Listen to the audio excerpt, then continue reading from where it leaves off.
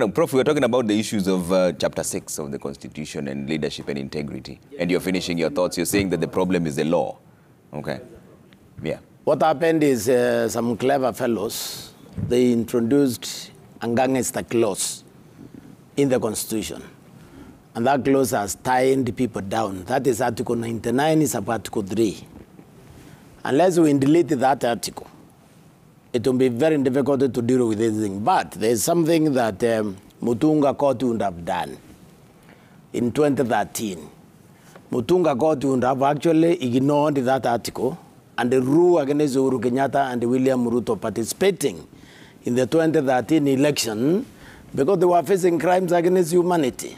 That would have sent a very strong precedent that once you are in a court, once a case has been found against you, okay, you clear yourself, then you come back. But what they did, they hanged on Article 99 of Article 3 and allowed them to run. From there, it opened a Pandora's box because there is a judge who ruled about, he said to Wajir, about the degree. He said that he walks like if he has the degree. Do you remember that issue? I mean, that's... So what is happening here is when they were now drafting Leadership and Integrity Act of 2012, they watered it down deliberately. They tied it down as a result of Article 99, sub-Article 3. So for us to be able to move, we must amend, we must actually delete, not even amend, Article 99, sub-Article 3 from the Constitution, so that when you are accused of graft or any other transgression, you cannot stand for public office. Today, as long as that article is in the books, you can kill somebody right now, get convicted, and still get cleared to run for office, because as he said, you must exhaust all the appeal mechanisms according to Article 99 sub Article 3. There lies our biggest problem in dealing with the integrity question in this country. All right. Mashirima kidogo na swali ama vipi? Naam, bila shaka nina swali, manake naona muda wetu haunasi, tumesalia kama dakika 10 kabla ya kuondoka. Lakini swali langu kuu ni kuwa wakati huu ambapo tunazidi kungojea matokeo ya urais, ni kuwa tumeona huu shindani kati ya hawa wawili, farasi hawa wawili wakuu, Raila Odinga na William Ruto, iko neck to neck kama alivyosema Safin. Je, itakuwaje wakati ambapo mshindi atatangazwa? Wakenya wale ambao walikuwa hawajamuunga mkono yule ambaye atatangazwa mshindi, watasaidiwa vipi ili waweze kujihisi kama pia wao wako kwenye serikali? Maana nadhani hilo ndio tatizo ambalo lilikuwa katika mwaka wa 2017, kwamba nusu ya Kenya ilikuwa inahisi ni kana kwamba hawajapata haki. Yeah. Professor, let me venture to answer that question. I think Kenyans know and they understand that whoever is elected president is our president. I don't think 2007 is a good comparison, because you remember 2007 was a stage 2017. Or 2017. Mm-hmm.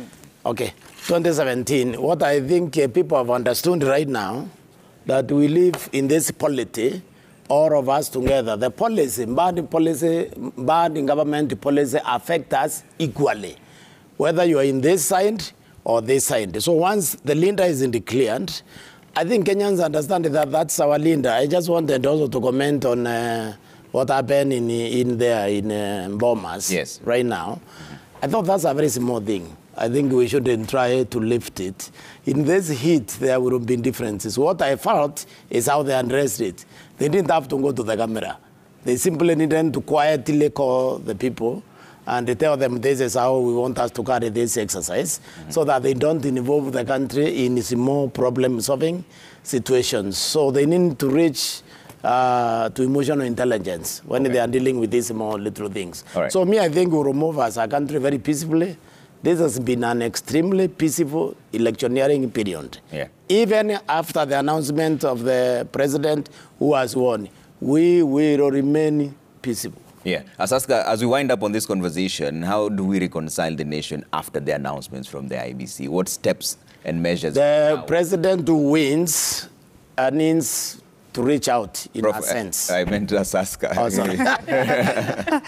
Thank you, Trevor. Yeah. As Prof said here, yes, whoever wins this year's polls is going to be president for all of us. 45 plus million Kenyans. There's no question about that. And as you remember, this year's elections, high-stakes elections, because we've just come up from a very electrifying campaigns. And what came out is that majority of Kenyans, more than 50% of Kenyans don't trust the IEBC.